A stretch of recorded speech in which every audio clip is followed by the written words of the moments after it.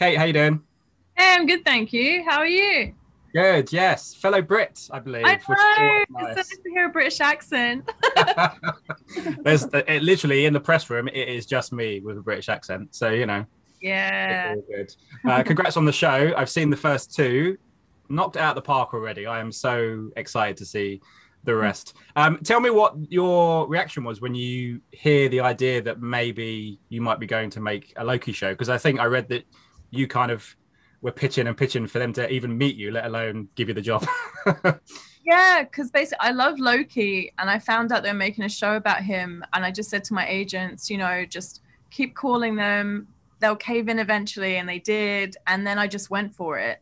I was like, I think it was meant to be like a meet and greet. And I was like, well, they might not meet me again. So I just kind of I went out of my way to persuade them why I would be the right director for it. And yeah, it worked. So Here we are. yeah.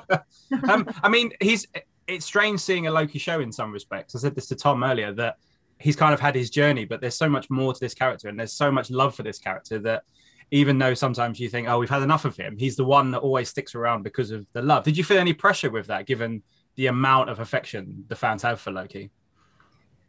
I think it's more like you want to pay respect, right, to the character, because I love the character, which is why I pursued this job so heavily. And I think something me and Tom always spoke about was like, you want to feel like we're taking the character somewhere new, so there's a reason to go back in.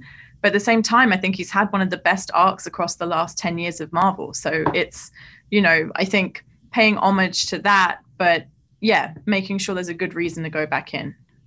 Yeah, and you get to explore lots of different things because you're dealing with not so much time travel, but time alterations, shall we say, given the events of Endgame and what's come of that. That must be so, in terms of your creativity, give you so much more and delve into, say, the comic book strands that we haven't seen before to give you so much more that we haven't seen.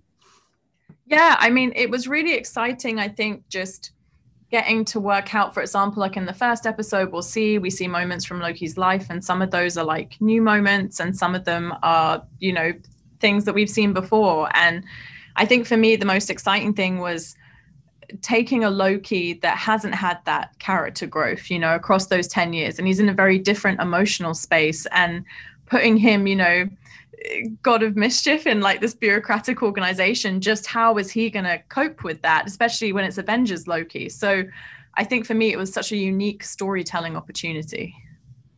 Yeah, and I'm sure you won't tell me. I know I'm going to speak to Michael. I'm sure he's not going to tell me anything about anything else that's coming, I'm sure. So whose idea was it to cast Owen Wilson? Because I feel like I haven't seen him for a long time on the screen, and he absolutely is so good and so funny in this show. Whose idea was it for him? Because I know he's worked with Tom before.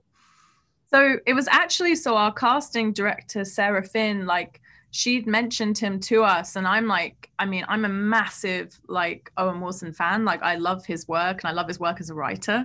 Like I'm a Raw Tenenbaums, like Bottle Rocket, like I love those films, and I was like, oh my god, that's genius. And it was really fun talking to him because he hadn't actually seen a lot of Marvel. So I remember pitching him the show, but also pitching him Loki's arc and like what the world building was, how the TVA worked.